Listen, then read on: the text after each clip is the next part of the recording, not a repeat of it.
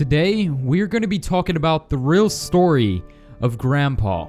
Now, you all know of the mobile game that is quite scary that takes the resemblance and is usually compared to, well, Granny.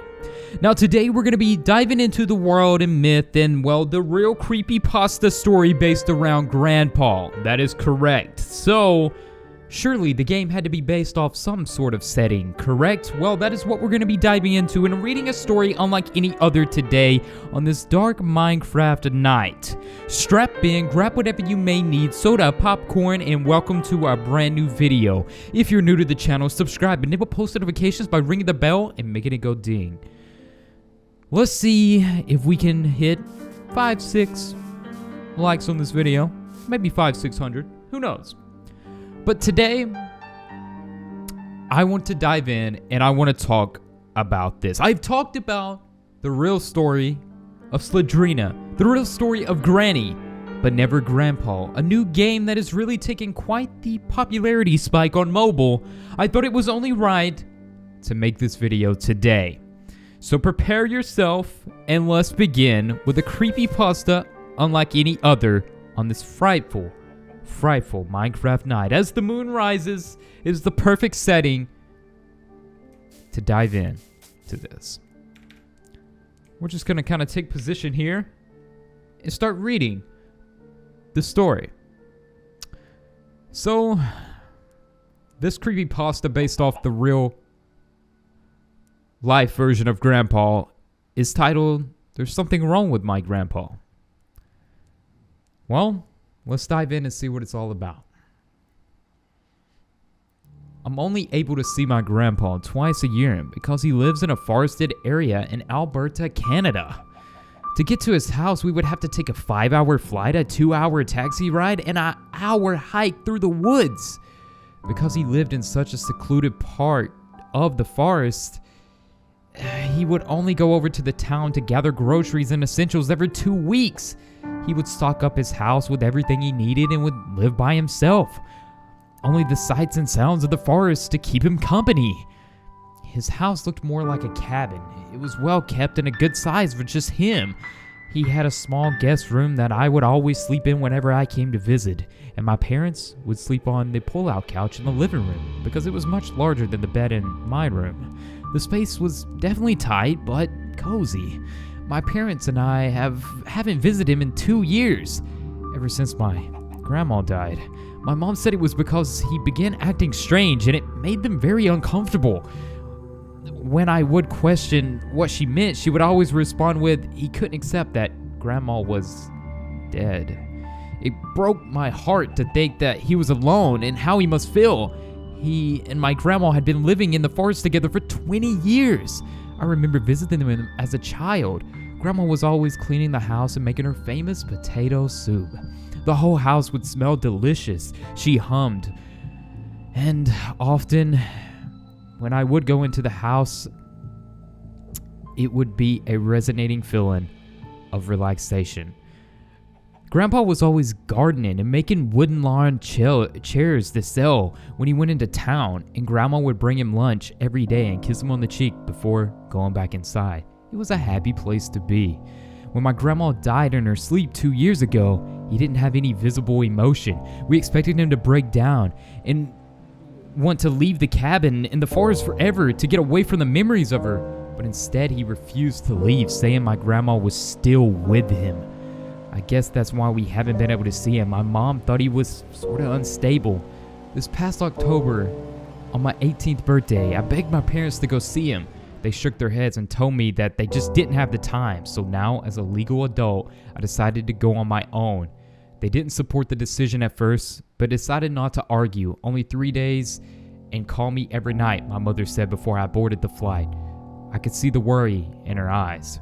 It was a strange feeling traveling to my grandpa's house on my own. The plane ride seemed never ending and the taxi driver was so silent. As I made my way through the forest, I was filled with memories of my childhood. Running through the piles of leaves in the fall, climbing the trees, playing hide and seek. That's when I saw it. The cabin I missed so much. I smiled and ran up to the door, knocking twice before stepping inside and throwing off my shoes. "Grandpa?" I called as I made my way to the living room. "Grandpa, I'm here." I couldn't find him. I ran to the back door to see if he was in the garden. He wasn't there either. I looked around at the trees trying to see if I could spot him gathering firewood. Maybe he was down by the stream. Just as I was about to go check, I heard my name. It was coming from inside the house. Confused, I made my way back inside. I decided to check upstairs. Grandpa? I called again. The stairs made loud creaks just as they always had. I entered his room and was startled to see him seated in my grandma's old rocking chair, looking right at me. I stepped forward slowly. Grandpa, didn't you hear me? I've been calling you. He looked at me for a few seconds and then shook his head, as if he got himself out of a trance. Well, of course I did, my little wheelbarrow, he said as he stood up and walked over to hug me. He had always called me his little wheelbarrow. My grandma had always called me Puppet. As strange as those names were, they were huge meanings ever since I was a child. How have you been? I asked as I walked down the stairs. As fit as a fiddle, he replied to put his arm around my shoulders. What do you say we go for a walk and catch up? I can't believe my little wheelbarrow is an adult now. The rest of the day was just like old times. Except, of course, the absence of Grandma. But even then, in some way, it felt like she was with us. The forest still felt like home. Grandpa and I went down to the stream and talked for hours about life. It amazed me how normal he seemed. I couldn't understand what Mom meant. That was until night hit. I had gotten myself snuggled up in bed with my favorite book. The guest room still had the same furnishing and musty smell that I loved. Grandpa had walked in to say goodnight, and right before exiting the room, he turned around and said, I should get Grandma to make you your favorite potato soup in the morning. My mouth hung open for a second, and my eyes couldn't leave his. I didn't know what to say. He smiled and left the room. I sat there frozen with confusion. I decided to talk to him about it in the morning. I woke up to the sound of him building his lawn chairs outside. I threw my robe over my shoulders and headed to the kitchen. He had made eggs and sausages with a ketchup smiley face on the side of the plate. Grandma would do that for me all the time. He noticed me eating and walked inside, brushing the sweat off his forehead. Good morning, he said, with a smile on his face as he sat beside me. How did you sleep? He seemed so happy that I decided not to bring up what happened last night. Like the day before, our day was filled with old traditions. I helped him build his chairs and we had a bonfire in the evening. My grandpa even bought up his guitar to sing songs like he used to. Now this is where things get strange. I had gone to bed, content with the day I had. I woke up around 2 a.m. to the sound of humming. It was hard to hear at first, but it seemed to get closer to my door, and the tune became recognizable. When the Saints Go Marching In, it was a song my grandma had always hummed around the house, and I could hear it right outside my bedroom door.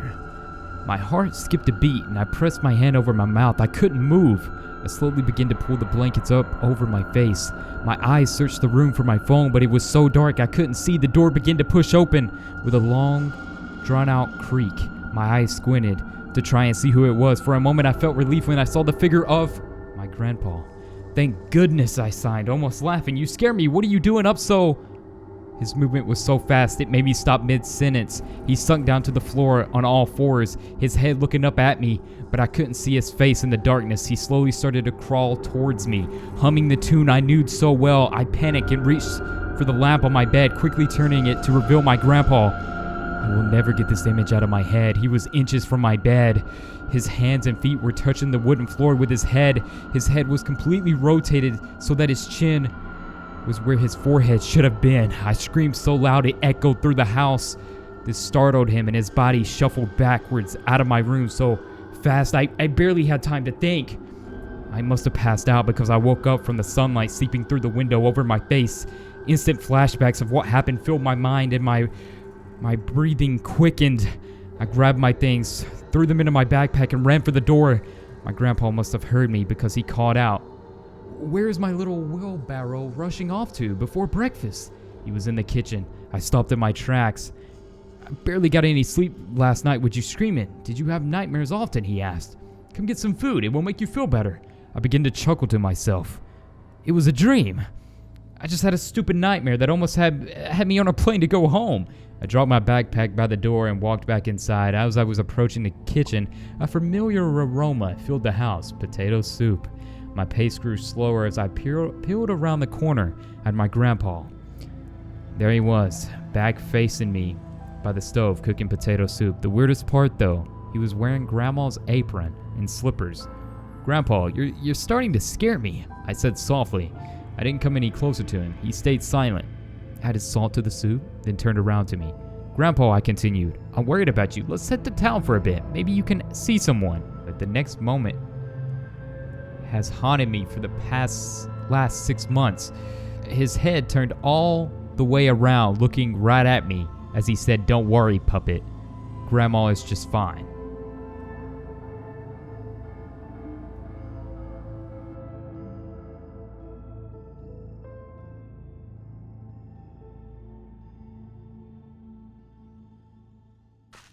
That is without a doubt very, very creepy. I mean, I'm not going to sit here and act like that's not creepy at all. Let's be honest, guys. A cabin in the wood to chill with his grandpa, and then all of a sudden, at night, something creepy happens, and then in the morning, like his head's like, can you guys imagine? His head completely turning all the way around, and I don't know, guys. Creepy, creepy story. Very creepy vibes. I hope this isn't real. That was a creepy story, guys. A rather long creepypasta. Hopefully you guys enjoyed.